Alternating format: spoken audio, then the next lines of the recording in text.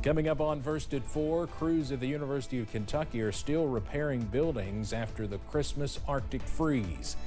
Plus, investigators are working to determine if the suspect who attacked 3 NYPD officers with a machete near Times Square on New Year's Eve was motivated by terrorism. Showers continue to push toward the region for later tonight. The latest on when they look to arrive coming up as First at 4 continues right now. Mountain News First at 4 continues. Leaders at the University of Kentucky say they are working around the clock to fix buildings that were damaged in the bitterly cold temperatures last month. Some pipes burst in residence halls, causing damage to dorm rooms. As Jim Stratman reports, they are optimistic things will be back to normal when the new semester starts. UK officials say that more than 3 dozen buildings on campus were impacted by that severe winter weather.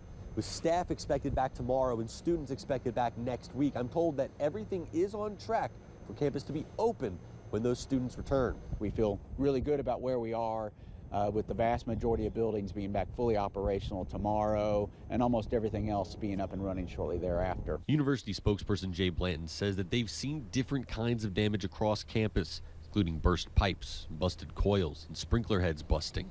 But crews have had enough time to get these problems fixed. One of the big problem areas was Hagen Hall, a dormitory housing nearly 400 students.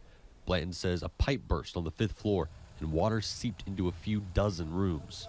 The vast majority of them were minor damage, mostly some flooring that was wet, but minor damage. Those rooms will all be ready when students return. Blanton says that 5 rooms did have more significant damage, and those students will have to be moved for at most a few weeks while crews finish repairs. Blanton says that all students impacted are going to be given free laundry services and a $200 gift card to help replace any items that may have been damaged. Students in the 5 rooms with the most damage will also be given a hotel stay to come down and inspect those rooms, as well as money to pay for moving expenses. UK will begin welcoming students back to campus on January 8th. Reporting in Lexington, Jim Stratman, WKYT. And we'll have more on this coming up at 5:30. The winter weather also caused ongoing issues for families throughout the region, draining folks in Martin County.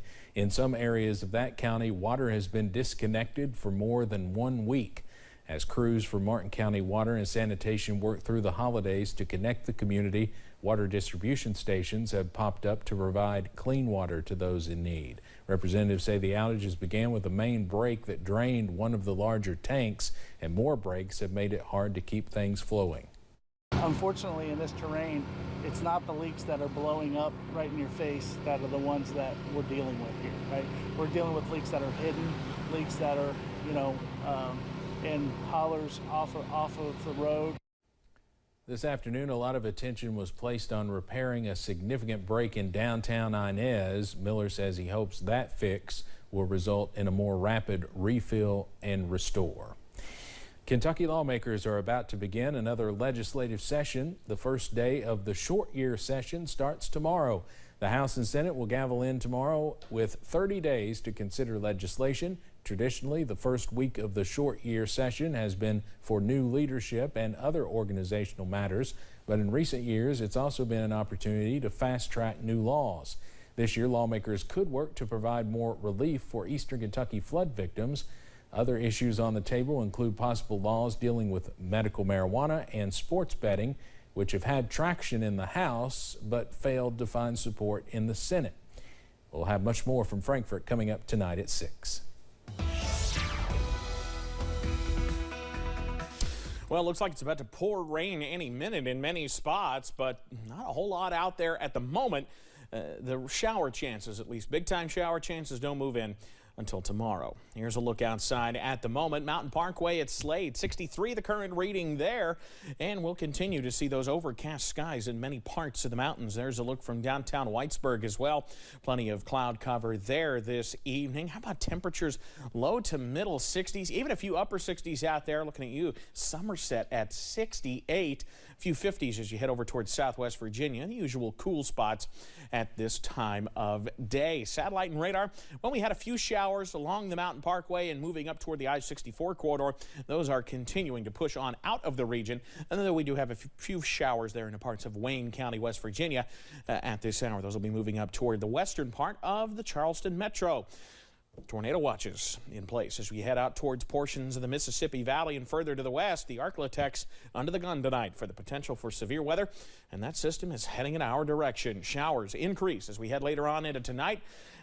Lows warmer than we should be for highs this time of year, near 60 degrees. The details on when we finally start to see some drier weather work back in a few minutes. Steve? All right, Evan, thank you. Investigators are working to determine if a machete attack that injured 3 NYPD officers blocks away from Times Square on New Year's Eve was motivated by terrorism. CBS's John Diaz has the story from New York. The New Year's Eve attack on 3 police officers in Times Square, now spanning from New York City to Maine, where police say the suspect, 19-year-old Trevor Bickford, is from. Investigators spent much of the weekend searching his family home, with the FBI taking the lead. And I want to be clear that the FBI, through the Joint Terrorism Task Force, is working very closely with them to determine the nature of this attack. A high-ranking police source told CBS the teenager was recently placed on an FBI terror watch list because his aunt reported he had been radicalized online and expressed a desire to travel overseas and fight with Islamic extremists. But officials do believe this was a lone wolf attack. And I do want to be very clear, as you heard the mayor and the commissioner state earlier, that there is no ongoing threat. At a press conference Sunday, officials said the suspect attacked 2 officers with a machete unprovoked, causing cuts and fracturing one of their skulls, and he tried to injure a third.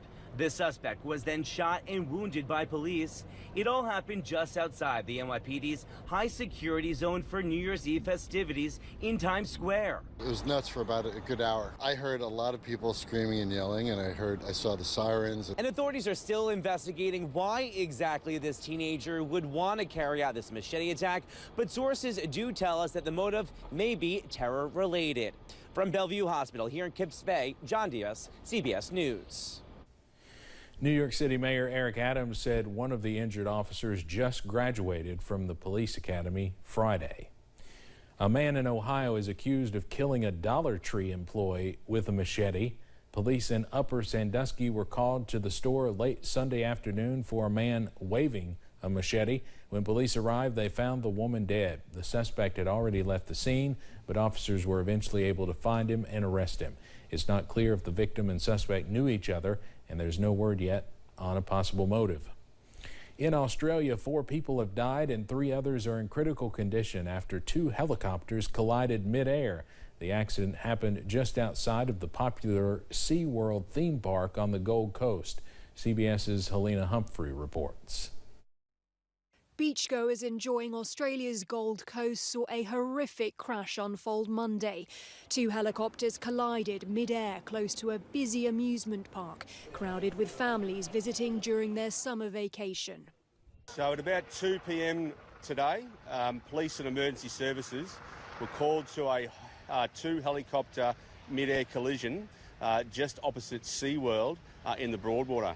Police and emergency services and multiple members of the public attended the critical incident.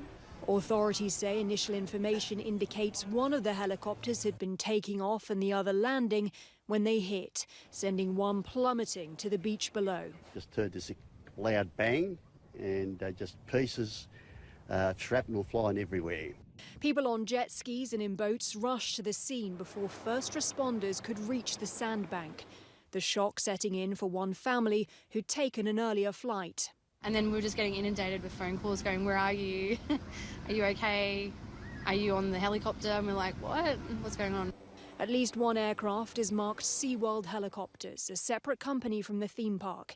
They say they're cooperating with investigators to understand how a New Year helicopter ride ended in tragedy. Helena Humphrey, CBS News, London. This comes at a time when the Gold Coast region is currently in its peak tourist season as well. Coming up on First at 4, a new report shows risky behavior behind the wheel is increasing. Plus warm air and showers continuing to move through the area tonight and into tomorrow.